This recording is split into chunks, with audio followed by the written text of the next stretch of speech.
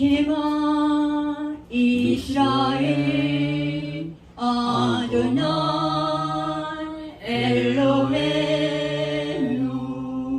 아도나이 에하이. 들으라 이스라엘아, 여호와는 우리 하나님이요 여호와는 유일하시다. 바루 셴카봇 말쿠토 레울람 바엣. 영광의 이름을 송축하라. 그의 왕들은 영원하도다. 아멘. 하나님께 영광의 박수 올려드립니다.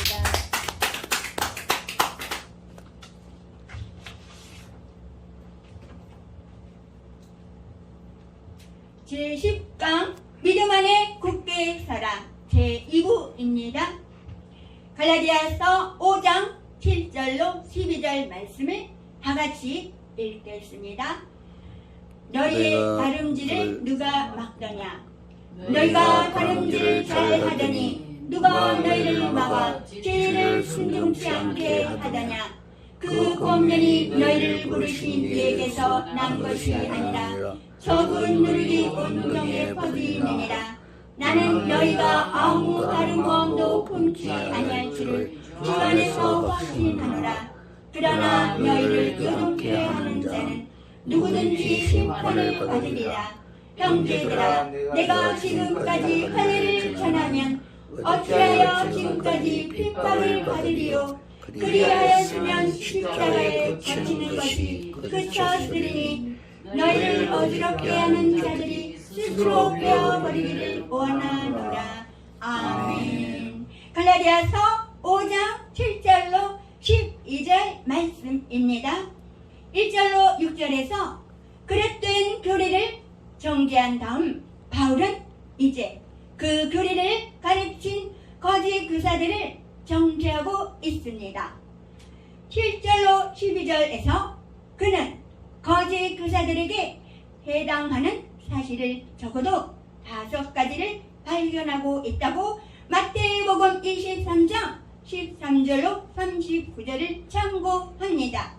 첫째로 거짓 교사들은 진리에 순종치 못하도록 방해한다고 7절은 말합니다.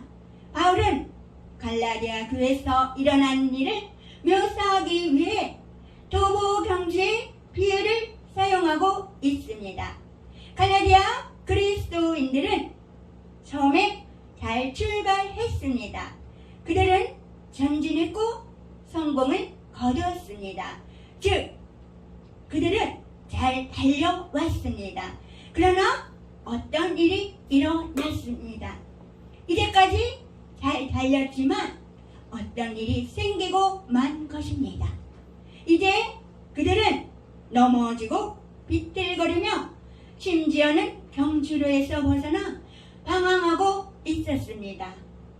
바울이 7절에서 진리를 언급했을 때 그는 두 종류의 진리 중에서 최소한 하나를 가리킬 수 있었습니다. 즉, 구원의 진리, 베드로전서 1장 22절로 23절과 데살로니가 후서 2장 10절을 참고합니다. 구원의 진리를 의미하던가 아니면 기독교적 삶의 진리, 요한일서 4절을 의미할 수 있었습니다. 그는 2가지를 모두 나타내려고 했습니다. 거짓 교사들은 갈라디아인들이 구원의 진리와 은혜 아래서의 삶에 관계된 진리를 따르지 못하게 방해하고 있었습니다. 둘째로 거짓 교사들은 하나님께 속해 있지 않습니다. 주님은 갈라디아인들에게 율법주의를 요구하지 않으셨습니다. 하나님은 죄를 회개하고 그리스도 안에 있는 구원을 받으라고 사람들을 부르십니다. 갈라디아인들이 그 당시에 듣고 있었던 음성은 그 어떤 것도 하나님의 음성이 아니었습니다. 셋째로 거짓 교사들은 교회를 오염시킨다고 구절은 말합니다. 거짓 교사들은 온 반죽 덩어리에 퍼져서 그것을 부풀리는 누룩, 이스트 누룩과 같습니다. 신약에서 누룩은 곳곳에 스며드는 죄와 거짓 교리를 상징한다고 마태복음 16장 6절을 참고합니다. 거짓 교리는 조금만 있어도 교회 전체를 부패시킬 수 있습니다. 유다는 이와 비슷한 말로 거짓 교사들을 묘사하고 있습니다. 화 있을 진저 이 사람들이여 가인의 길에 행하였으며 저희는 너희 예찬의 암초요. 유다서 11장 12절을 참고합니다. 넷째로 거짓 교사들은 심판을 받게 됩니다. 바울은 나는 너희가 아무 다른 마음도 품지 아니할 줄을 주 안에서 확신하노라. 10절은 말합니다. 바울은 그들이 진실로 그리스도의 사신들이라면 사탄이 그들을 붙들 수 없을 것이라고 했습니다. 요한복음 10장 18절로 30절을 참고합니다. 그러나 거짓 교사들은 안전하지 못할 것입니다. 다른 사람들을 요동케 하는 자는 누구든지 심판을 받을 것입니다. 요동케 한다고 번역된 헬라어 단어는 혼란 속으로 밀어넣는 것을 의미합니다. 이런 혼동과 혼란을 일으킨 자는 누구든지 심판을 받게 될 것이라고 베드로후서 2장 또 유다서 10장 16절을 참고합니다. 이 시간 찬양 한 곡 하겠습니다.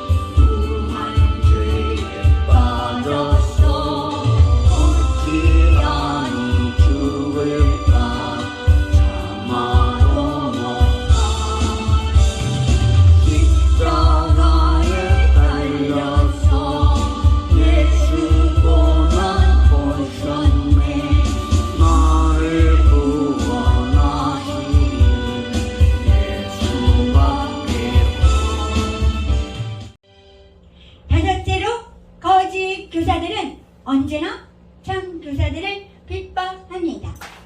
11절은 일견난해하게 보이지만 바울이 유대주의자들의 왜곡된 이야기의 대상이었음을 이해한다면 보다 더 쉬워질 것입니다.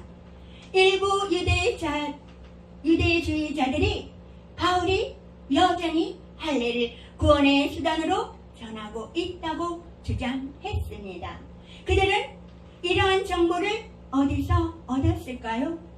유대주의자들이 바울의 어린 비보호자요 성교 여행 중에 보조자였던 디모데가 바울에게 할례를 받은 사실을 지적한 것입니다.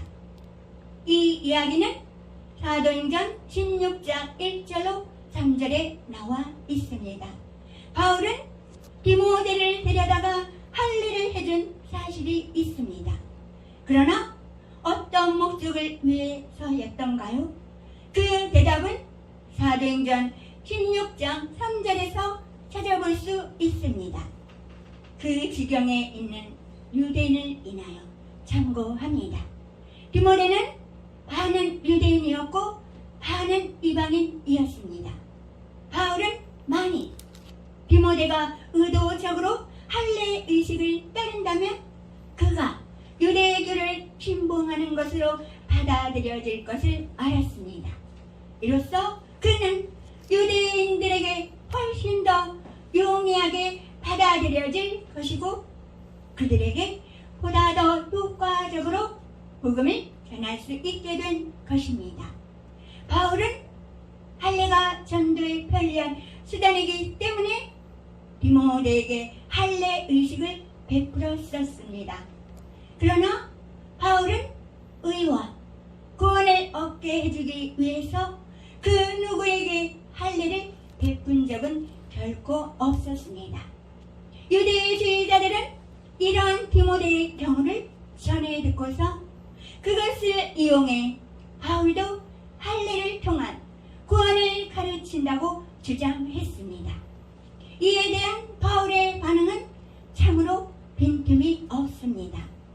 바울은 내가 그들과 한패라면 왜 그들이 나를 못살게 하겠느냐 라는 요지의 말을 하고 있습니다. 만일 바울이 할례를 통한 구원을 가르쳤다면 유대주의자들은 그를 핍박하지 않았을 것입니다. 만일 바울이 할례를 통한 구원을 가르쳤다면 십자가에 거치는 것이 철폐되었을 것이라고 11절은 말합니다. 십자가는 매우 충분한 이유로 유대인들에게 거침돌 장애물이었습니다. 수세기 동안 그들은 모든 것을 율법에 걸어왔습니다. 그런데 지금 바울이 등장하여 율법을 잊으라, 그리스도와 그의 십자가 사건을 믿으라고 말하고 있습니다. 십자가는 모세의 체계를 모조리 일소하기 때문에 그들에게는 장애물이었습니다. 십자가는 똑같은 이유로 오늘날도 장애물이 되고 있습니다. 십자가는 인간의 행위에 기초한 모든 종교를 말살합니다. 사람들은 자신이 의지할 데 없는 죄인으로서 하나님 앞에 벌거벗고 서 있다는 사실을 직면하기 싫어합니다. 그래서 그들은 자신들의 행위에 대한 의의를 내세우기에 불쾌해질 수밖에 없는 것입니다. 바울은 거짓 교리와 거짓 교사들에 대한 논박을 자신의 입술에서 나온 말 중에 가장 충격적인 말로서 끝을 맺고 있습니다. 너희를 어지럽게 하는 자들이 스스로 베어버리기를 원하노라. 12절은 말합니다. 바울이 사용한 베어버린다는 단어는 거세한다는 것을 의미하는데요. 이것은 그가 하고자 하는 말을 정확히 나타내 줍니다. 그 시대 이방의 신 중에서 시빌리라는 여신이 있었습니다. 이 여신에게 대한 헌신의 표적으로서 자신의 성기를 거세하는 것이 이 시빌리의 재관들과 숭배자들의 관습이었습니다. 바울은 거짓 교사들이 주변에서 대회함을 중단할 것을 권하고 있습니다.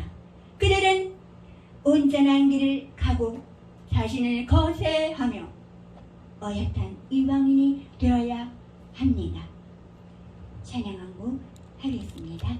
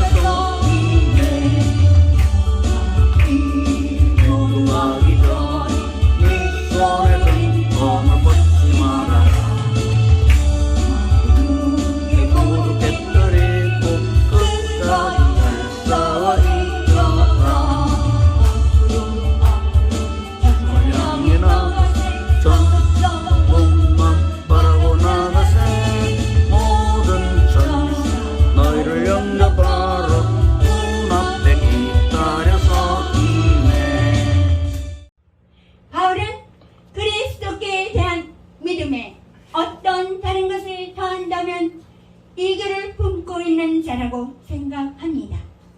오직 두 종류의 선택만이 있을 뿐입니다. 하나님의 은혜냐 아니면 인간의 행위냐, 이 둘 중에서 하나를 선택해야 합니다. 예수님은 누가복음 18장 9절로 14절에서 바리새인과 세리의 비유를 말씀하시면서 이것을 아주 사실적으로 예증해 보이셨습니다. 우리가 하나님 말씀 빨간 글씨를 다 같이 합독합니다. 누가복음 18장 9절로 14절입니다. 다 같이 시작. 또 자기를 의롭다고 믿고 다른 사람을 멸시하는 자들에게 이 비유로 말씀하시되, 두 사람이 기도하러 성전에 올라가니 하나는 바리새인이요 하나는 세리라. 바리새인은 서서 따로 기도하여 가로되, 하나님이여, 나는 다른 사람들 곧 소세, 불이, 간음을 하는 자들과 같이 아니하고 이 세리와도 같이 아니함을 감사하나이다. 나는 일에 2번씩 금식하고 또 소득의 11조를 드리나이다 하고, 세리는 멀리 서서 감히 눈을 들어 하늘을 우러러 보지도 못하고 다만 가슴을 치며 가로되, 하나님이여, 불쌍히 여기옵소서. 나는 죄인으로서이다 하였느니라. 내가 너희에게 이르노니 이 사람이 저보다 의롭다 하심을 받고 집에 내려갔느니라. 무릇 자기를 높이는 자는 낮아지고 자기를 낮추는 자는 높아지리라 하시니라. 아멘. 바리새인은 하나님께 아무것도 구하지 않았습니다. 그는 단지 보호를 하고 있었을 뿐입니다.